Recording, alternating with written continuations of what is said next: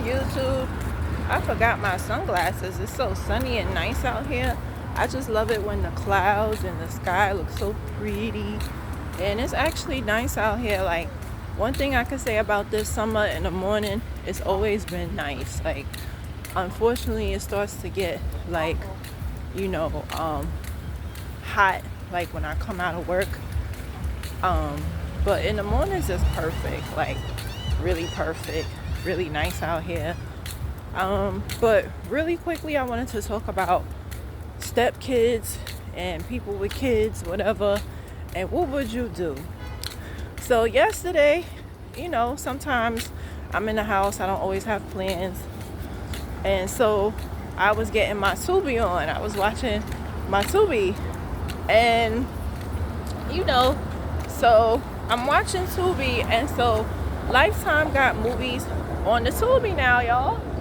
And the movie that I saw the name of it was A Daughter Who Planned to Kill. And me, when I watch a movie, I'm usually on the villain side because a lot of times their feelings be valid. A lot of times their feelings do be valid. And the villain in this story, it starts out with, her father was never in her life at all because the mom, whatever. And I don't know if I could accept that as an excuse because even Judge Judy said it to a client of hers, I guess you can call it the defendant, I should say.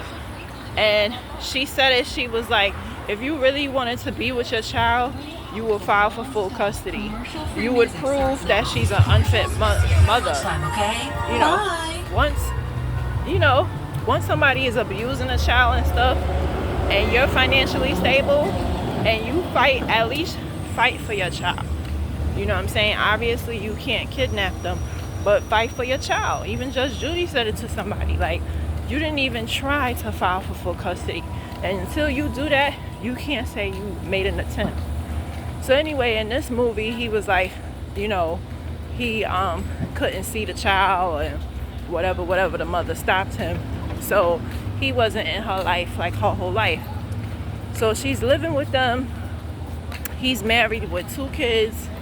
And so I gotta watch it over because I don't know if those are his 2 kids or his stepkids. But anyway, they treat them better. So if I feel like this, if it's 3 kids in a household, if you can't afford to get everybody a car, then nobody should get a car because she felt left out. Her siblings is getting cars and she didn't get a car. So she got mad and she kicked the stepmom's car. So the stepmom from day one was on to her.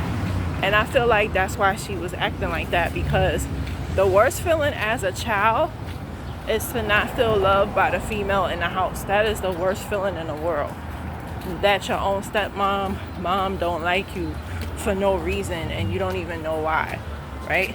So some people do act out. Some people do. And as a result, in the beginning they kind of treating her different, and naturally the father's giving her the benefit of the doubt, saying you never gave her a chance, X, Y, and Z. She does start doing evil stuff, like she pushes the brother down the hill and he gets an injury. He sets up the girl to possibly get raped. The guy was smart enough to stop, but she tells the guy that she like, oh, she like you, whatever, you should go up into her room. And she encouraged them to throw a party that they wasn't allowed to throw. So she does like things like that. She kills her friend. She puts it in her father's head that she's messing around with her friend. Like, she does a lot of messed up stuff. She does. But the question is, when a child is neglected by a parent, do you think that gives them a right to do the things that they do? And it's like, it's a Lifetime movie, but it really makes you stop to think, like, you get, life is like a bank. What you deposit is what you get back. And I feel like she had a right to be angry and she had a right to rebel because her father was in her life. I could truly say I could truly say if it wasn't for my father, I don't think I would be a good person. Like, my father is, and she said it and I felt it. She was like, you kept me away, to the stepmom, you kept me away from the one person who actually loved me, who actually gave a fuck about me. And that's how I feel about my dad. Like, if nobody loves me in this world, it's my dad. So I can't imagine like not having him. You know, I wouldn't. So many announcements, New York City, Monday morning. But yeah, so I can truly say, like, if I didn't have my father in my life, I would not be a balanced person, because every child needs at least one person to love them, at least one, you know, and most of us, we get that love from one person. Some people get it from their grandparent. My grandma was bedridden, so I don't count that. She wasn't really active in my life.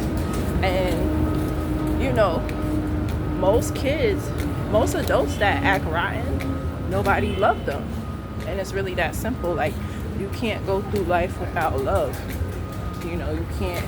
When a person feels unloved, they do things like most people that's juvenile delinquents, I would say about 95% of them, they have parents that gave up on them. They don't have nobody to love on them, to tell them that they are somebody, to tell them that they are beautiful, to tell them that they are intelligent, that they can make it in life. You need that especially as a teenager. Like, people compliment my son all the time. It's because he's loved on. You know, he has love at home by me. You know, now his father, that's another story, but he knows that he's loved, and that's why he's such a good kid. Love. And that's, you know, you could tell, even people that are adults, you could tell who was loved on and who wasn't. You could be like, yeah, this person, somebody always making noise. But yeah, so food for thought. Teenagers who rebel, whose fault is it?